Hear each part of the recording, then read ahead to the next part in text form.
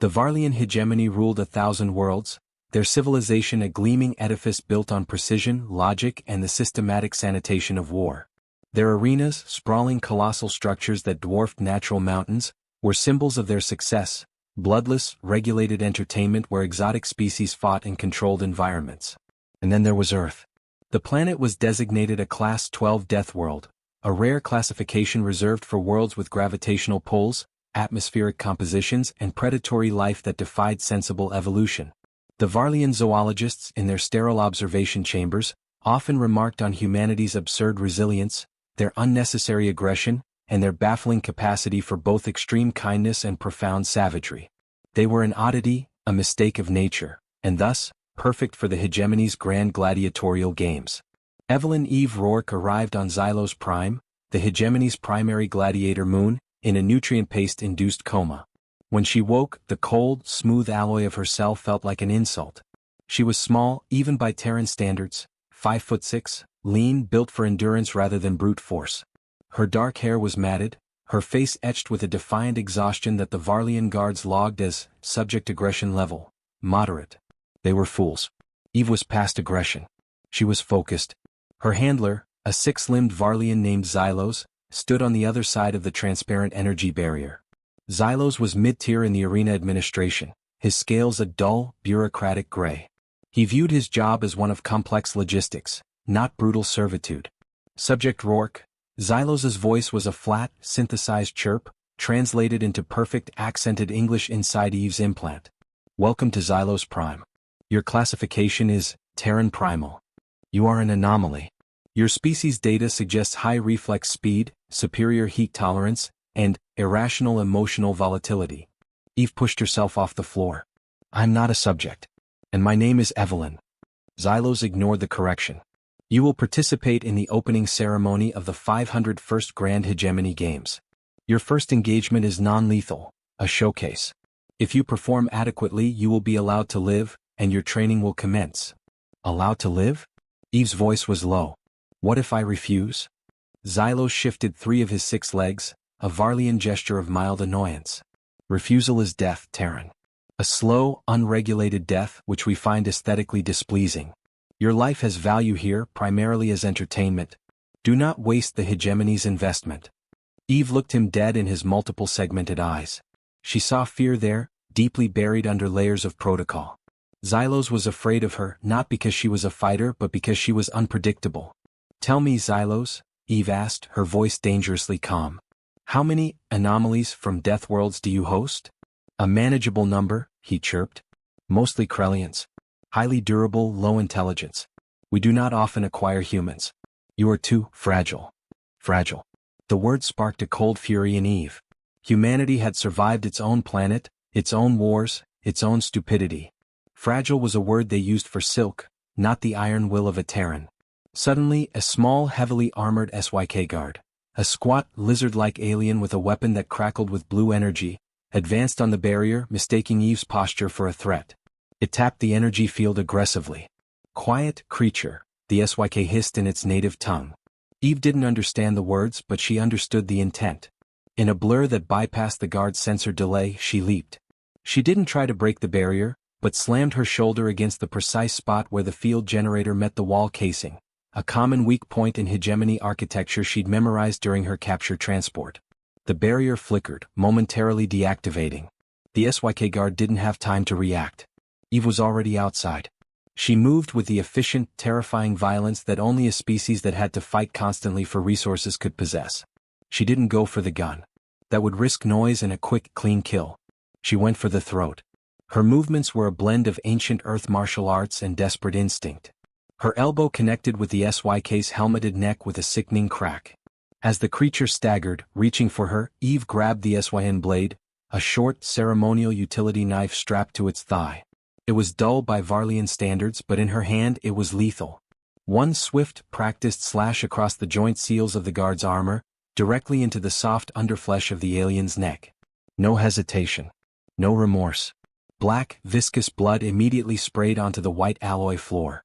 The guard fell with a heavy, rattling gasp, its high-tech weapon clattering uselessly beside it. Zylos screamed, a sound of pure protocol breakdown. The field flickered back on, activated by emergency sensors. Eve stood over the corpse, the ceremonial knife dripping. She dropped the blade. She hadn't moved a centimeter outside the designated cell area. She looked back at the horrified Zylos, her eyes cold and steady. "Do not mistake fragility for focus, Zylos," she said, stepping back into the cell area, her feet tracking the alien blood. "You wanted to see the anomaly fight. You saw a deathworlder move. Now what's next?" Zylos stared at the dead guard, then at the blood on the floor. His internal report changed from moderate to extreme lethality observed. Unexpected primal aggression. The Hegemony was about to learn a lesson it had forgotten centuries ago. Earth fights dirty and Earth fights to survive. The facility's high command was in an uproar over the dead SYK guard. It was not the death itself that caused panic, lives were cheap here, but the manner of the death. It was unregulated, unnecessary, and most disturbingly primitive. Eve was isolated, but no further restraints were placed upon her. They feared her now. Later that cycle, an adjacent cell was opened and a massive hulking figure stepped out. He was easily 8 feet tall, covered in thick, keratinous plates of gray armor that were organic, not manufactured.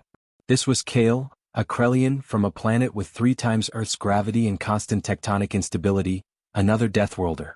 Kale spoke a deep, rumbling dialect which, through Eve's translator, was laced with weary sarcasm. So, the little Terran finally woke up. And she killed a guard with a kitchen knife. Impressive insect. Eve leaned against the barrier. "I'm Evelyn Rourke. You look like you've been here a while." "I am Kale. 10 solar cycles. I fight because my family's debt is too great, and my species is too stupid to revolt. You fight because you're a Terran. You Terrans fight for sport or ideology." Kale let out a heavy sigh that rattled the vents. "Which one is it?" "Survival," Eve stated simply. "And maybe a little ideology. They call my home a mistake. I want to show them why mistakes are often the most dangerous things in the universe." Kale snorted. "Brave words. But they have rules, Terran. They want to show. They want you to use their high-tech, sanitized weapons. If you fight too dirty, they use the inhibitors. If you win too quickly, the crowd gets bored and they execute you." "They've already selected my weapon," Eve said. "Zylos brought it in. They call it a primal Terran implement, a sword." Kale threw his head back and laughed, a metallic, grating sound. "A sword? Against Varlian energy shields and Ricker power armor? They're trying to make a joke of you, Terran. They want to show the galaxy that your primal savagery is quaint and ineffective against their glorious technology." Eve walked over to the weapon rack that had been installed in her cell. The sword was a simple, single-edged blade, roughly forged, probably a replica based on ancient Terran data. It was thick, heavy, and balanced perfectly for a human hand. No energy field. No pulsing light. Just hardened metal. She wrapped her fingers around the grip. The metal felt cold, familiar. In the absence of a gun, use a rock. It was the Terran way. Flashback, Chicago rainy night. Eve remembered the silence of the night she was taken. She wasn't a soldier. She was an archaeologist, a specialist in ancient military history, focused on unconventional warfare. She was studying the evolution of melee combat, ironically, the very weapon she now held. She'd always understood that a sword was more than metal, it was an extension of intent. They had taken her while she was defending a historical site, a useless patch of earth to the Hegemony but sacred to her. Her last conscious memory was the feeling of her hand going numb as a Varlian stun field enveloped her. End flashback. "The Hegemony forgets something fundamental, Kale," Eve said, swinging the sword in a smooth, deadly arc. The air whooshed. "They're so used to fighting machines or other species who respect the rules of engagement. Humanity doesn't. We break the rules. We don't fight fair." Kale watched the display. Even through the dull ache of his years of captivity, a flicker of professional interest ignited. He saw the speed, the low center of gravity. "Your first match is against the Iron Dogs," Kale warned her. 4 members of the Varlian internal security. Full power armor. They are there to immobilize, not kill. To make you look like a struggling toy. "They will be expecting me to target their armor," Eve murmured, testing the weight of the sword. "They won't be expecting me to ignore it entirely." Zylos returned, accompanied by a heavy Varlian automaton. He was sweating his synthetic sweat, nervous about being so close to her. "Subject Rourke," Zylos announced. "Your debut fight is in 1 cycle. The crowd is enormous. Perform, Terran. Entertain." "I will give them a show, Zylos," Eve promised, a cold smile touching her lips. But I won't be entertaining them. I will be entertaining me. The Grand Colosseum of Zylos Prime was the zenith of Varlian architectural vanity. The vast, transparent dome allowed the light of the nearby gas giant to flood the arena floor. The stands held over 20 million Varlian spectators, their collective visual sensors absorbing every detail in high definition. They were clean, sleek, and detached. They were here to watch a process, not a massacre. The commentators, two famous Varlian cultural critics named Vrek and Lyra, chirped excitedly over the broadcast, their voices amplified across the sector. And now, spectators, the moment you have all been waiting for. Vrek's voice boomed. The debut of the Terran Primal. A creature from the notorious Class-12 Deathworld, Earth. Look at her, Lyra, so small, so frail. A fascinating contrast to the brutality of her world. Lyra giggled.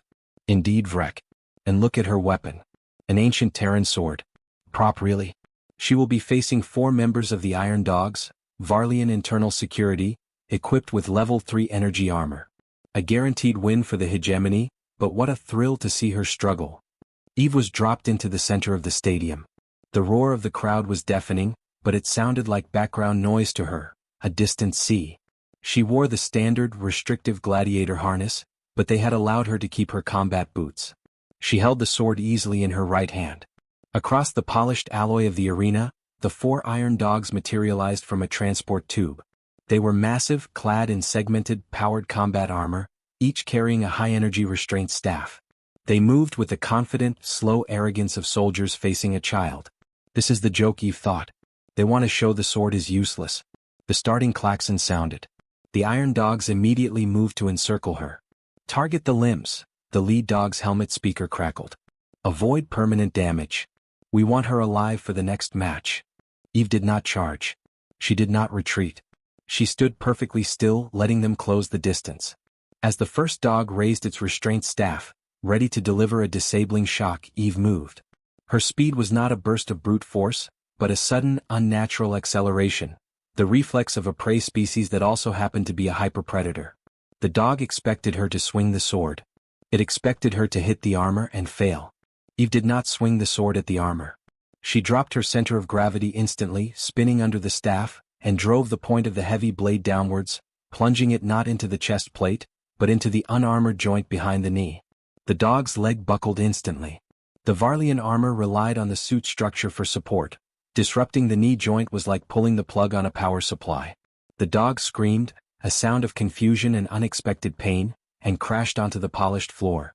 Eve pulled the sword out with a sickening, wet shuck. She had one target down in less than 2 seconds. Her attention immediately snapped to the second dog. This time the dog reacted with fear. It raised its staff to defend itself. It didn't bother with the legs. She leaped onto the downed dog's back, using the armor as a platform, catapulting herself towards Dog 2. Her trajectory was low and fast. She used the Dog 2's own rising defensive staff as a lever. She twisted her body, and the sword, coming down with the full force of her body weight, found the only exposed weak point, the connection between the helmet and the collar plate. The heavy steel sliced through the delicate pressure seals and the life support cable. The dog didn't fall immediately, it just stood there, paralyzed, a thin line of deep crimson blood immediately leaking from the neck joint, quickly oxidizing on the air. The silence in the 20 million seat Colosseum was absolute. The Varlian audience was used to blue light energy blasts, clean vaporizations, or quick sonic disruptions. They were not used to this. The sticky, thick, biological reality of blood. The 2 remaining dogs hesitated. This wasn't a show, it was an ambush. Eve was covered in the metallic-smelling gore of 2 different aliens. She was breathing hard, her eyes wide with a cold, terrifying focus. She was no longer Evelyn Rourke, the archaeologist. She was the Terran Primal. Dogs 3 and 4, shaken, made the mistake of charging together. They were coordinated but not fast. Eve met their charge not with a block, but with a scream, a raw, guttural Terran battle cry that broke the high-tech quiet of the arena. It was pure, unfiltered aggression. She sidestepped Dog 3's clumsy advance, hooking her free left arm into its elbow joint, using its own momentum to flip the several hundred-pound armored alien onto its back. She didn't stab. She smashed the hilt of the sword repeatedly into the dog's faceplate until the optics shattered, rendering the pilot blind. Dog 4, horrified, tried to retreat. Eve didn't let him. She was on him in 2 strides, grabbing the restraint staff, not to use the energy but to use the pole as a simple deadly lever. She wedged the staff under Dog 4's chin and pulled with the desperate, panicked strength of a human pushed to the absolute edge. The crunch of the neck vertebrae was audible even over the silent arena monitors. Dog 4 fell. 4 iron dogs. 4 brutal, non-technical, primitive takedowns. Eve stood in the center of the ring, the heavy sword dripping with the viscous alien blood. She was covered in gore, her armor harness slick. She was panting but she was untouched. The image was the exact one they had intended to avoid. A small, insignificant deathworlder, armed with only crude steel, standing triumphant over the bodies of advanced, armored hegemony soldiers. The Colosseum was silent. 20 million aliens watched, utterly transfixed, the visceral sight of the blood pooling and spreading on the sterile alloy floor. Vrek the commentator finally spoke, his synthesized voice trembling, breaking the silence with a whisper that was broadcast across the entire sector. They did not utilize the designated incapacitation zones. That was wasteful of biomaterial. Lyra, the giggling co-host, sounded genuinely shaken. The aggression. It is classified as level Omega. They said the Terrans were dangerous. We merely thought it was a historical danger. Zylos, watching from the administration booth, felt a cold dread settle in his non-existent stomach. He had seen the reports. He had read the Terran history files the Hegemony had classified as exaggerated primal horror fiction. He saw the girl Eve Rourke staring not at the crowd, but at her own reflection in the pool of alien blood. She had won, but she had paid a price in her own humanity. And in that moment, as the silent, advanced galaxy stared at the bloody tableau, the woman, the sword, the fallen, an ancient memory surged through their collective consciousness. The legends of a primitive, savage species that had fought its way off a miserable planet, not with technology but with teeth and spite. They wanted to see a deathworlder girl fight. They saw a species remember why they feared Earth. The aftermath of Eve's debut was not merely controversy, it was a ratings phenomenon. Zylos, the handler, found himself promoted, not for his management skills, but for his sheer luck in acquiring a gladiator who had delivered the most viral arena moment in a solar cycle. The Hegemony's entertainment algorithms, designed for predictable, bloodless spectacles, had gone haywire.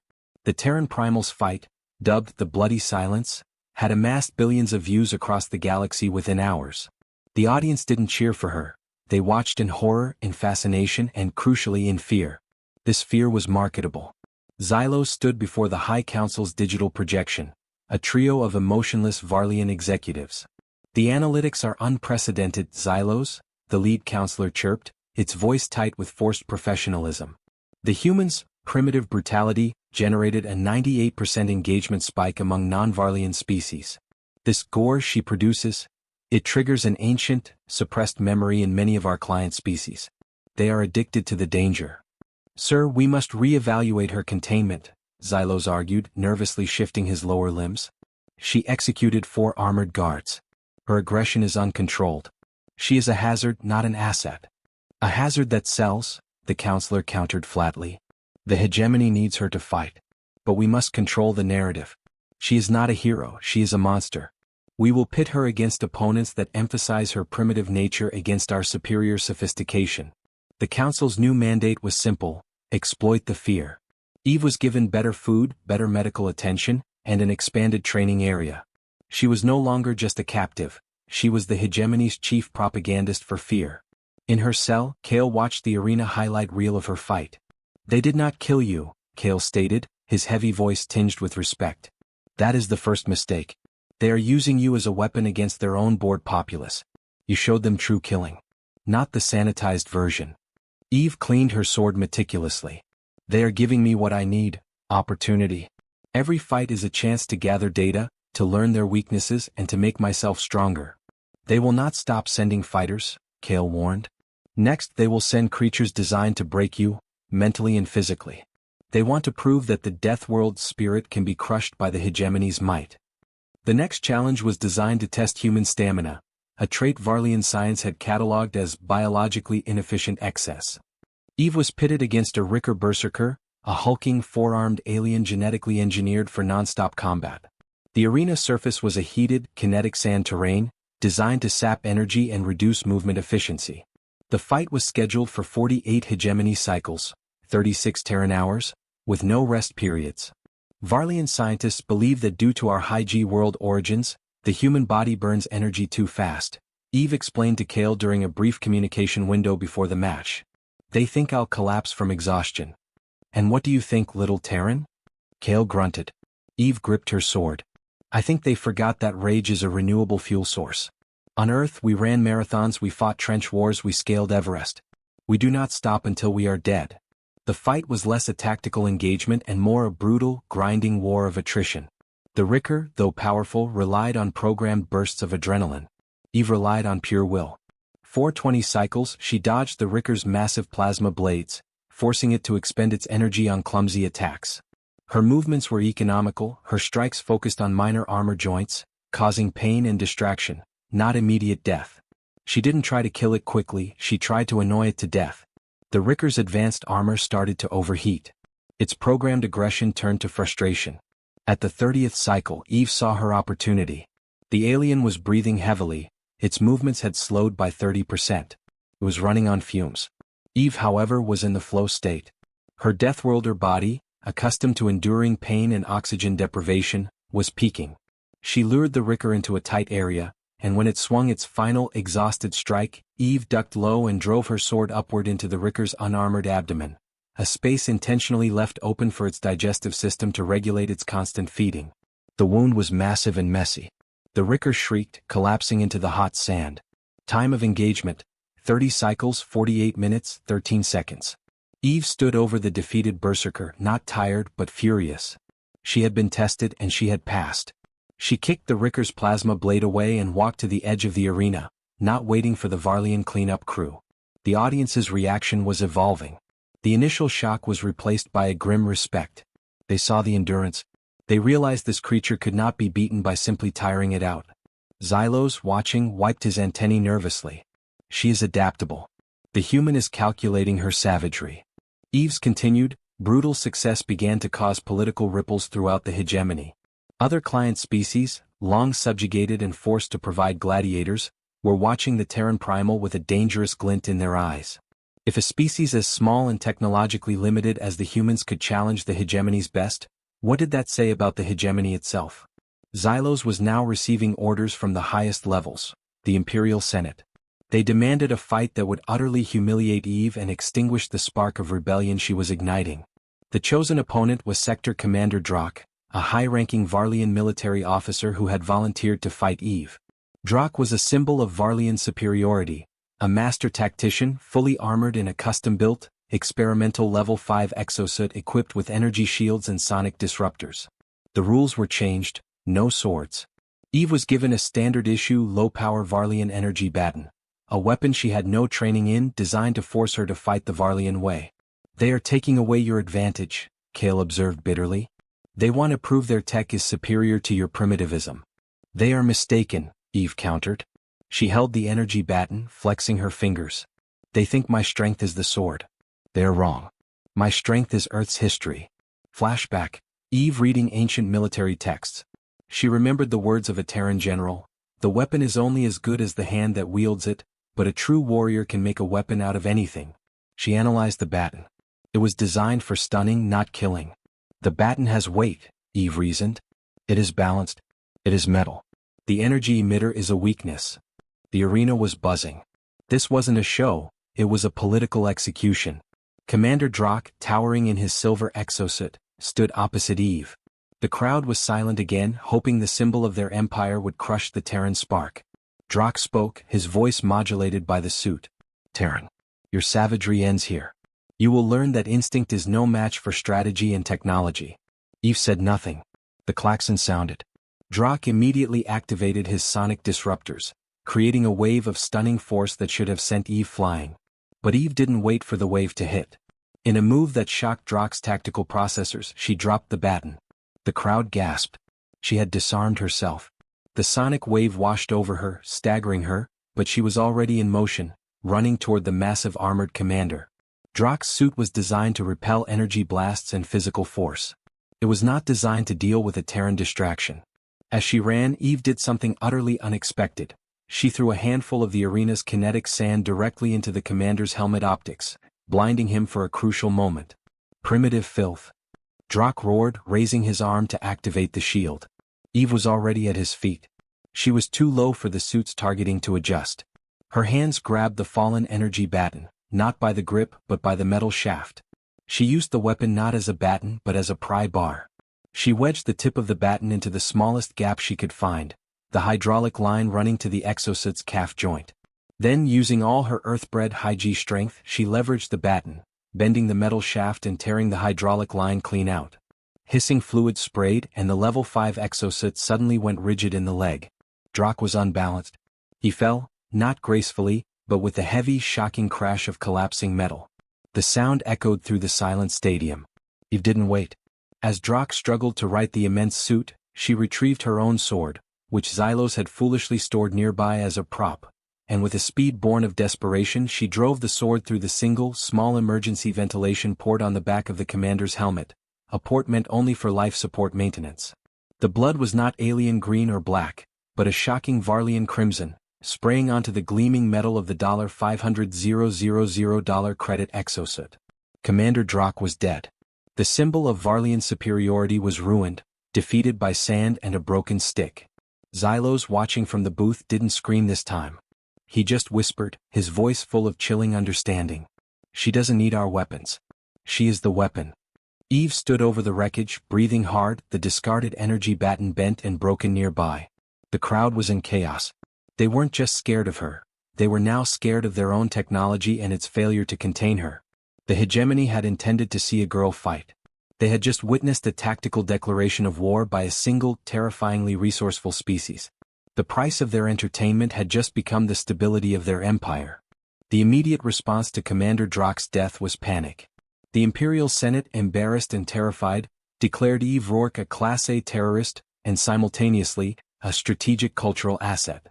This hypocrisy was the final crack in the Hegemony's facade of order. Zylos, once a mere handler, was now elevated to chief administrator of the Terran program. He was their link to the unmanageable human. But this elevation was a trap. If Eve failed, Zylos would be the scapegoat. Zylos, however, was undergoing a fundamental change. The Varlian belief system was rooted in logic and predictability. Eve Rourke defied both. He began to see her not as an animal, but as a force of nature he could no longer control, only study, and perhaps ally with. He entered Eve's newly renovated cell, now designed to look more like a luxurious apartment than a prison, complete with high-tech security that was, ironically, too complex for Eve to immediately bypass. "Evelyn," Zylos chirped, the translation software now using a more personal tone on his instruction. "You have broken protocol again. The death of Commander Drock was unnecessary." Eve was practicing ancient Earth balance exercises. She didn't look up. "He was trying to execute me, Zylos. Survival is never unnecessary on Earth. The galaxy is watching," Zylos whispered, lowering the volume of the audio feed. "Your victory has sparked unrest on 3 client worlds who now demand equal rights to their deathworlder counterparts. You are becoming a symbol of resistance." "Good," Eve said, finally meeting his eyes. They were hard, cold, and utterly lacking in fear. Zylos hesitated, then did the unthinkable for a Varlian bureaucrat. He showed vulnerability. "The Senate is planning your final elimination, Evelyn. They can no longer afford your victories. Your next opponent will not be an armored symbol. It will be a machine, a sentinel drone, programmed to bypass all known human defense patterns. It is an impossible fight." Eve stopped her exercises. "You're telling me this because?" "Because," Zylos hissed, his segmented eyes flickering. "I have analyzed your pattern. You are a singularity of chaos. I am Varlian, I thrive on order. But I also thrive on survival. If you escape, the Hegemony will collapse into the very chaos they fear, and a new order will be born. I prefer to be on the side that survives the change." Eve finally smiled, a cold, calculated expression that held no warmth. "You want to be my inside man, Zylos? A bureaucrat aiding a terrorist." "I am a logistician aiding a winning outcome," Zylos corrected. "Tell me what you need, Evelyn. I can provide data, schematics, and limited resource access. You need to turn this arena into an exit ramp, not a graveyard." Eve knew she couldn't escape alone. She needed the Hegemony's own machine to help her break free. "First," Eve instructed, pointing to the ceiling of her cell, "the schematics for the Sentinel drone. I need to know every weakness in its programming and hardware. Second, I need a communication line to Kale. He has allies among the other prisoners. Understood, Zylos confirmed. The game has changed, Evelyn. You are no longer fighting for your life. You are fighting for a revolution. With Zylos's cautious aid, Eve established a clandestine network within the Gladiator facility. Her primary contact was Kale, who now viewed Eve not as an insect, but as the catalyst his people had been waiting for. The hegemony keeps us divided by species, Kale's voice rumbled over the stolen channel. But the one thing that unites every prisoner here is the spite for our captors. You have given them a face for their vengeance, Terran. Kale, using his connections, began mapping the internal security systems and identifying other key assets. Prisoners with technical skills, medical knowledge, or sheer brutal force. Eve, meanwhile, dedicated every waking cycle to studying the Sentinel drone schematics Zylos provided. The Sentinel drone was the hegemony's answer to the unpredictability problem. It possessed adaptive learning AI and was clad in a hyperdense alloy impervious to conventional melee weapons, even her sword. It was immune to fatigue, fear, and human deception. Eve's plan couldn't be a fight, it had to be a hack. The drone is programmed for efficient extermination, Eve told Kale. It analyzes attack patterns and counters them statistically. But it has a central weakness, Varlian pride. Explain, Kale urged. Varlian engineers cannot abide a mess, Eve explained. The drone's core directive includes minimizing structural damage to the arena during combat. Its firepower is throttled to level 4. If I can force it to choose between killing me and destroying the hegemony's property, its logic will stall. Her plan was incredibly risky. She would have to lure the unstoppable machine into a precise, structurally weak point of the arena and force it into a logical paradox that would cause it to self-destruct or malfunction.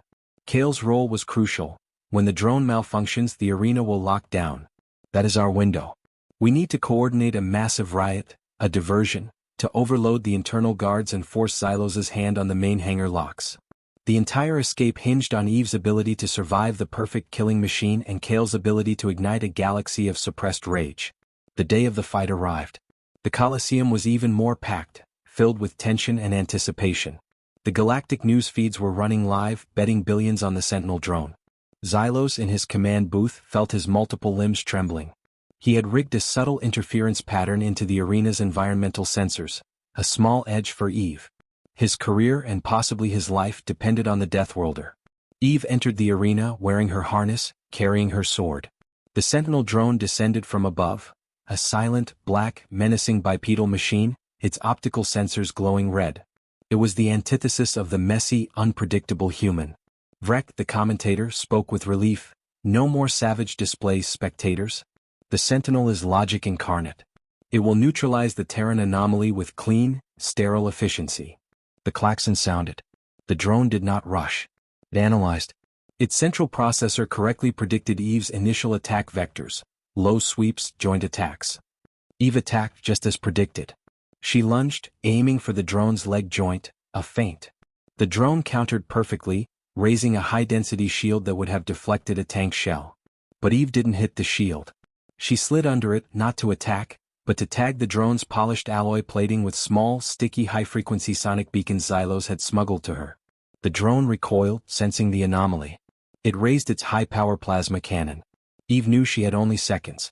She ran not toward cover but toward a specific point Zylos had highlighted on the structural schematics. Pylon 7, a load-bearing column for the main canopy. The drone's AI calculated the path and determined the most efficient kill shot to intercept her. Eve reached Pylon 7, placed her hand against the cold metal and waited. The Sentinel fired. But at the last second, the drone's logic circuit executed a hard override. The sonic beacons Eve had placed resonated with the drone's firing mechanism, causing the shot to be diverted by 3 degrees. Instead of hitting Eve, the plasma shot hit Pylon 7 directly. The drone had intended to kill the target, but its subdirective, minimize structural damage, had caused its AI to pull the punch, creating a catastrophic internal conflict. The perfect kill was only achievable by destroying high-value hegemony property. The plasma bolt tore into Pylon 7. The entire Colosseum shook. Concrete dust and fractured metal rained down. The Sentinel drone, having momentarily compromised its primary directive, kill, with its secondary directive, preserve assets, entered a system loop. It stood there, humming, paralyzed by its own conflicting logic. The Terran has caused a structural breach. Vrek shrieked, all composure lost. This was Eve's signal. She ran to the paralyzed drone, not to attack its shell, but to strike the exact spot she had analyzed. The backup manual reboot switch, located just beneath the main optical array. She smashed her sword's hilt into the switch, forcing a manual shutdown, a glitch the Varlian engineers never thought a primitive would exploit. The drone went dead, crashing to the ground with a devastating finality. Eve stood over the defeated machine, the damaged Pylon 7 groaning beside her. This was not a victory, it was an activation code. As the main support pylon buckled and the roof dome groaned, the entire arena's security protocols went into lockdown. This was Kale's moment. Deep in the detention blocks, Kale's voice boomed over a hijacked intercom. They are paralyzed. The Terran has broken their logic. Freedom is chaos. Rise up, Deathworlders. Show them the fear of your worlds. The simultaneous detonation of minor power relays, coordinated by Kale's network, plunged the lower levels into darkness. Krellians, Rickers, and dozens of other subjugated species, united by Eve's symbol of resistance, erupted into a massive organized riot. Zylos, in the command booth, saw the chaos unfold. Structural breach, security overload, mass prisoner evasion. He had to make his choice. He activated his internal comms. All units, evacuation protocol in effect. Deploy all remaining Varlian guards to secure the Imperial Senator's box. The prisoners are seeking high-value targets. This was the lie. He was sending the guards away from the escape routes. Then, with a sigh of grim finality, he initiated the hangar bay override, opening the door to the outside. Eve, alerted by a burst of static from her implanted comm, knew the window was open. She used the inert Sentinel drone as a massive ramp, scrambling up its back, leaping onto the damaged Pylon 7, and then sprinting along the catwalks toward the main exit portal. Below her, the arena was descending into a maelstrom of violence. The Iron Dogs and other security forces were being overwhelmed, not by superior weapons, but by sheer, desperate, uncontrolled aggression. A Varlian guard was being dismantled by a trio of angry Krellians, their savagery mirroring Eve's own debut. She looked back one last time. The silent, horrified crowd was finally retreating, scattering like dust. They had come for a show and they had received a revolution. Eve Rourke was no longer a gladiator. She was a guerrilla. The Hegemony's greatest asset had become its most devastating liability. The galaxy was watching, and the whispers of fear were turning into a roar of defiance. Eve used the chaos she had ignited as camouflage. She arrived at Hangar Bay Delta, the designated escape point Zylos had opened, only to find it already swarming with escaped Deathworlders, led by the colossal Kale. Terran. The chaos works. Kale roared, holding a massive piece of debris, once a ventilation unit, as a makeshift shield. But the hangar only holds shuttles. We need a jump-capable vessel to leave Varlian space. Eve surveyed the hectic scene. Varlian security was prioritizing the protection of the Imperial Senator's box, exactly as Zylos had predicted and manipulated. Zylos's data, Eve panted, clutching her sword. It showed a Level 2 diplomatic cruiser, the Negotiator, moored on the tertiary pad. It's jump-capable but highly secured. The diplomatic cruiser is too big to hijack. Kale argued. It will be guarded by automatons, not the distracted meatbags. Automatons are predictable, Eve countered, her mind racing, running a cost-benefit analysis that only a Deathworlder could handle. The Negotiator is designed for peace talks, not war. Its defense protocols prioritize non-lethal neutralization to avoid interstellar incidents. That is its weakness. They formed a small elite strike team, Eve, Kale, and 3 other resourceful Deathworlders, a lightning-quick Kylar tracker, a heavily armored Joth demolition expert, and a small, technical-savvy Greco-alien who could interface with Varlian tech. They fought their way through the secondary tunnels, using the noise of the main riot as cover. When they reached the Negotiator's pad, they faced exactly what Eve expected. 3 automated pacification sentinels armed with stunning fields. The sentinels engaged. Kale and the Joth expert provided the brute force distraction, weathering the initial stunning fields which, as Eve predicted, were non-lethal. Eve and the Greco technician worked together. While the sentinels were busy trying to subdue Kale's furious rampage, Eve climbed the hull of the Negotiator, her Terran agility allowing her to scale the smooth metal easily. She reached the main power conduit and, using a repurposed piece of the Sentinel drone's internal wiring, a small, deliberate piece Zylos had left for her, she short-circuited the ship's external comms array. Greco. Now, she shouted into her comm. The small technician, using the temporary chaos caused by the short circuit, jammed a bespoke signal into the ship's primary docking interface. The negotiator, designed for rapid diplomatic deployment, unlocked its main entry hatch. They stormed the ship. The interior was luxurious and sterile. The Hegemony's diplomats were nowhere to be seen. Zylos had clearly evacuated all non-essential personnel. Eve, Kale, and the Joth expert secured the bridge, brutally dismantling the ship's meager internal security automatons. The Greco-technician immediately began inputting jump calculations into the navigation computer. As the negotiator's massive engines began to whine, Zylos's voice, stressed and synthesized, crackled over the ship's hijacked frequency. "Evelyn, you took the diplomatic cruiser. Unpredictable even for you. They are scrambling interceptor fleets. You must jump immediately." "Where to, Zylos?" Eve asked, sitting in the ornate captain's chair, the bloody sword resting against the control panel. Zylos paused, then gave them the coordinates. A system deep within the non-aligned sectors, rumored to be a refuge for deathworlders. "Go to the fringe, Evelyn. And do not stop fighting. The galaxy now knows that Earth is awake." With a sickening lurch that threw the occupants against their restraints, the negotiator executed a forced hyperspace jump, disappearing just moments before the Varlian interceptors arrived. Eve and her crew had escaped Zylos Prime, leaving behind a facility in total meltdown and a galactic power on the verge of political fragmentation. The negotiator was fast, but it was not stealthy. The Varlian hegemony immediately initiated a massive galactic manhunt. Eve Rourke, the Terran Primal, was now the most wanted individual in the civilized quadrant. Her face, bloody, defiant, and fierce, was plastered across every digital billboard and comm screen. During the jump, Eve and Kale established the new hierarchy of their small, unlikely crew. "You are not a soldier, Terran," Kale stated, his voice now deferential. "You are a symbol. Your job is to make decisions and be ready to fight when we land. Mine is to keep the crew disciplined." "Agreed," Eve replied. "But we are not going to run forever. We are going to turn the negotiator into a guerrilla command center." Eve utilized the ship's vast communication arrays, now secretly patched and filtered by Zylos, to monitor the Varlian response. The Varlian Senate's official statement was a lie. The Terran Primal was neutralized during the escape attempt. The footage of her escape is a deep fake designed to incite rebellion. But the denial only fueled the fire. The client species, the ones whose instincts the hegemony had suppressed for centuries, knew better. They saw the blood and they heard the panic in the Varlian commentators' voices. The legend of Evelyn Rourke began to grow. On the 3 client worlds Zylos had mentioned, minor insurrections began. The message was clear. If the Terran deathworlder could defy them with only a crude blade, so could they. Eve realized her fight was no longer just about survival, it was about messaging. She recorded a short, sharp broadcast on the negotiator's system, patching it into the open frequencies of the next Varlian-aligned system they were scheduled to pass. Her message was simple, raw, and delivered in perfect, unaccented galactic common. "They lied to you.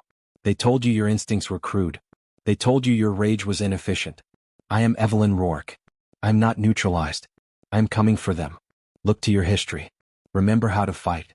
Remember Earth." The transmission lasted only 10 seconds, but the impact was monumental. The Varlian forces went into full alert. They had underestimated the deathworlder's intelligence. She was not just fighting, she was inciting. The negotiator emerged from hyperspace into a dense asteroid field known as Farsight Pass, a dangerous shortcut to the non-aligned zones. A Varlian patrol cruiser, heavy and slow but heavily armed, was waiting, having calculated their likely trajectory. "We have been anticipated," the Greco-technician squeaked from the navigation panel. "They are demanding immediate surrender, Terran." "Surrender is not an Earth concept," Eve said, standing on the bridge. "Kale, the negotiator, is a diplomatic ship. It is equipped with level 1 particle beam emitters, designed for signaling, not combat. How do we turn a signal into a weapon?" "We overload the capacitor," the Joth expert shouted. "It'll fire once, but it'll blow the weapon system and maybe the ship's reactor." "We don't need a single shot," Eve corrected, looking at the tactical display. "We need a distraction." She ordered the Greco to program the ship to fire every single level 1 emitter at once on a 3-second delay.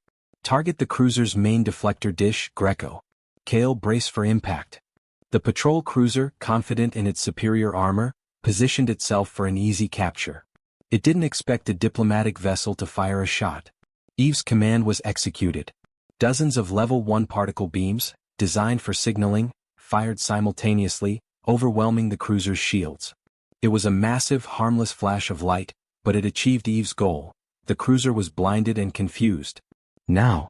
Eve yelled.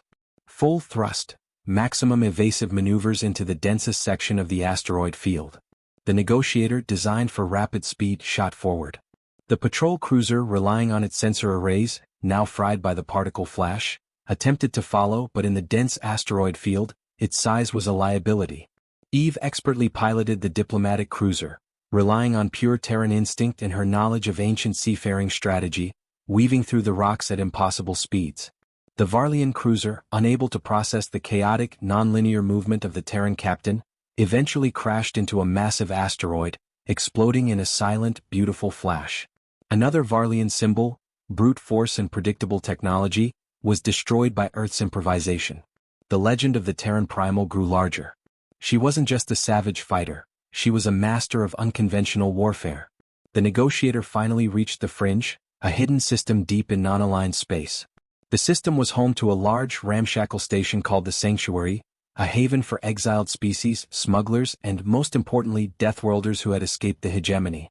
As the negotiator docked, they were greeted not by Varlian security, but by a contingent of heavily armed fringe mercenaries, a mix of powerful, non-Varlian species. Their leader, a scarred, muscular female alien named HFY, stepped forward, her weapon leveled. "You are Evelyn Rourke," HFY stated, her voice deep and gravelly. "The one who broke Zylos Prime. The Hegemony has put a galactic bounty on your head that would buy this station 10 times over." Eve stepped onto the platform, her sword lowered but ready. Kale stood beside her. "I am Evelyn Rourke," Eve confirmed. "And I am not here to run. I am here to fight." HFY laughed, a harsh, genuine sound. "Good. We have been waiting for someone with your spite. The Hegemony rules by making us forget our true nature. You, Terran, have made the galaxy remember what they are, predators, not pets." Eve handed her the bloodied sword. "I need resources, ships, and intelligence. I need to turn this sanctuary into a strike base." "We can give you all that, Terran," HFY said, taking the sword and inspecting the dried alien blood. "But what do you give us?" "I give you the symbol," Eve replied, her gaze firm. "I give you the courage to attack. The Hegemony relies on its centralized power. We will hit them where they are weakest, their control systems and their symbols. We will remind the galaxy why we were called deathworlders in the first place." The alliance was sealed.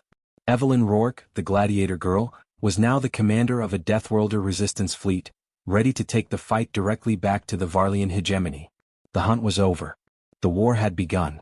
From the Sanctuary, Eve Rourke, now simply known as the Primal among the rebels, meticulously planned her counterattack. She wasn't aiming for conventional military targets. She was aiming for the Hegemony's psychology. Zylos, operating as her unseen informant, provided crucial data. The Hegemony was preparing to launch a massive propaganda counteroffensive, centered around their most sacred symbol of power, the Imperial Citadel on the Varlian homeworld, Zylos Prime. "They will televise a massive military parade, Evelyn," Zylos messaged, his communication faint but frantic. "It's designed to show their stability and erase the fear you created. They are using the symbol to fight your legend. Then we will destroy their symbol," Eve declared to HFY and Kale. Eve's strategy was simple, leveraging the Deathworlder's strengths: speed, surprise, and absolute brutality. 1. The diversion. Kale's force. Kale would lead a large, loud, and disorganized attack using the negotiator and 24 stolen freighters, hitting Varlian supply lines near the border. This would draw the bulk of the Varlian fleet away. 2. The insertion. Eve's team. Eve, HFY, and a small, specialized team would utilize a small, stealth-modified shuttle to bypass the main defenses and land directly on Zylos Prime. 3. The objective: not to conquer the planet, but to publicly destabilize the Imperial Citadel during the televised parade. "The Hegemony thinks in terms of fleets and formations," Eve explained, adjusting her armored harness, which was now augmented with non-Varlian tech. "They do not understand surgical, personal terror. We will give them a lesson in asymmetrical warfare." The infiltration was harrowing. Zylos Prime was a shimmering jewel of architecture and technology, heavily defended. Eve's small team, a perfect mix of deathworlder expertise, relied on constant improvisation. HFY, the mercenary leader, provided the tactical experience, guiding the shuttle through low-altitude radar blind spots. The Greco technician, now fully dedicated to the rebellion, successfully spoofed the Imperial clearance codes. They landed in the industrial sector, miles from the Citadel. The city was clean, quiet, and arrogant in its security. "They're too complacent," HFY grumbled, checking her plasma rifle. "They haven't faced a ground war in millennia." "Good," Eve said, unsheathing her bloody sword, a constant reminder of the arena. "Complacency is a weakness Earth solved 1,000 years ago." Their journey through the city was a masterclass in urban warfare. They avoided high-tech sensors by sticking to maintenance tunnels and sewage conduits, places the Varlian elite considered too dirty to monitor heavily. They moved with the silent, deadly efficiency of predators, using Earth tactics like booby traps and non-lethal neutralization, to avoid alerting the entire planetary defense force immediately on the few guards they encountered. Eve's personal mission was to reach the Citadel's central plaza where the parade was scheduled. She studied the Citadel's blueprints, provided by Zylos, and identified a key structural vulnerability, the main holographic projector array, located beneath the plaza stage. "We don't need explosives," Eve explained. "We need to hit the projector's power core. If we can trigger a localized, non-lethal electromagnetic pulse (EMP), during the broadcast, the visual and psychological damage will be catastrophic." The stage for the grand parade was set up, massive and glittering. Beneath it, the hum of the powerful holographic equipment was deafening. The moment arrived. Eve, HFY, and the Joth expert were positioned directly beneath the central plaza stage. Above them, the grand military parade began, broadcast live across the Hegemony. The Varlian Emperor, a figurehead of immense political power, was giving a solemn, reassuring speech, projected by the massive array directly above Eve. "Citizens of the Hegemony," the Emperor's synthesized voice boomed. "Fear is dissolved. The so-called Terran Primal is a myth, an anomaly confined to the forgotten darkness of the void. Our order is absolute. Our strength is unassailable." As the Emperor spoke the final words, Eve struck. The Joth expert placed a modified, small EMP device, built from scavenged Varlian technology, against the power core of the holographic projector. Eve activated the timer. The EMP blast was contained, only hitting the projector. The massive, glittering holographic image of the Emperor instantly vanished. In its place, the EMP caused the massive projector array to flicker and short-circuit, displaying not the calm, sterile Varlian logo, but the raw, terrifying image of the last live broadcast they had seen. Evelyn Rourke, standing blood-soaked in the arena, her sword dripping crimson. The Varlian homeworld froze. Billions of viewers, meant to be reassured, were instead confronted with the very fear the Hegemony was trying to erase. The ghost of the Terran Primal had appeared in their most sacred place. Varlian security forces immediately swarmed the plaza, descending on the subterranean location. "Escape route is locked down," HFY yelled. "They know we're here." "They know I'm here," Eve corrected, pulling on a small, powerful Terran-made explosive. "This is a diversion." HFY, take the Greco and exfiltrate through the main sewage line. This is where the legend ends or solidifies. Eve's target was not escape, it was impact. She placed the final explosive on the main power conduit of the Citadel, set to detonate only after she was captured. Eve ran into the main utility corridor, facing a wave of incoming heavily armed Iron Dog units, now trained to fight defensively. She had nothing but her sword and her deathworlder rage. She fought not to win but to be seen. The fight was a brutal, extended spectacle. She moved with impossible speed, deflecting energy shots with metal, finding the weak points in the Varlian armor. For 30 minutes, Eve Rourke held off the entire security team of the Imperial Citadel. She was finally overwhelmed by sheer numbers and a stunning net, but not before she had maimed 10 Varlian guards, ensuring the encounter was broadcast across the local comms before Zylos could shut it down. Eve was captured. But as they dragged her, beaten and bleeding, out of the corridor, the small explosive she had planted detonated. It did not destroy the Citadel, but it destroyed the central security hub. Alarms blared. Varlos Prime plunged into a state of panic, losing all coordination. Eve Rourke was dragged before the Emperor, who was now pale with fury and terror, and the live broadcast cameras that Zylos had strategically kept running. "You are defeated, Terran," the Emperor shrieked. "Your savage little war ends now. Your planet will be sterilized." Eve looked directly into the camera, her face a mask of dried blood and defiance. She spat blood onto the polished Varlian floor. "We are not defeated," Eve whispered, her voice amplified by the surviving comms. You captured one soldier. You cannot capture a species. You forgot who we are. You forgot that on Earth, death is just another predator. She let out a final raw Earth-bred battle cry, a sound of pure, unbroken defiance that echoed across the galaxy. Suddenly Zylos's final desperate message crackled over the broadcast. Evelyn, look up. The rebellion is here.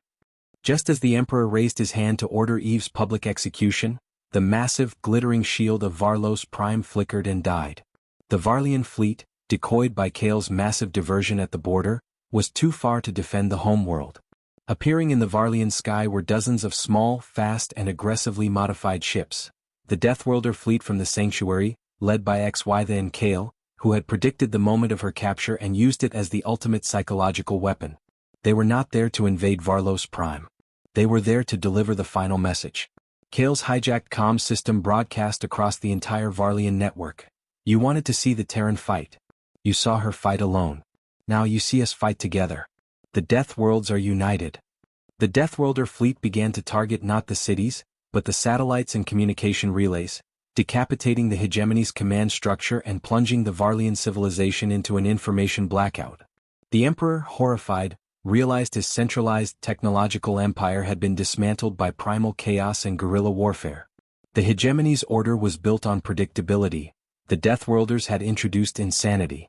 Eve Rourke, seeing the panic in the Emperor's eyes, smiled, a true savage Terran smile. Her fight was over. Her mission was complete. She had not won a war, she had started 1,000 small ones. The Varlian hegemony, stripped of its symbols, its communication and its central authority, began to collapse as the client species, now emboldened by the legend of the Terran Primal, rose up across the sector. Eve Rourke, the gladiator girl, was eventually rescued from a crumbling Varlian detention center weeks later by Kale and HFY. She was the hero of 1,000 new revolutions, but she was still just a woman with a sword and a lifetime of Earth's brutal history in her bones. They wanted to see a Deathworlder girl fight. They saw a species remember why they feared Earth. The fear wasn't of her technology, the fear was of her unbroken will, the primal, savage will to survive and fight, which had always defined the creatures of Earth.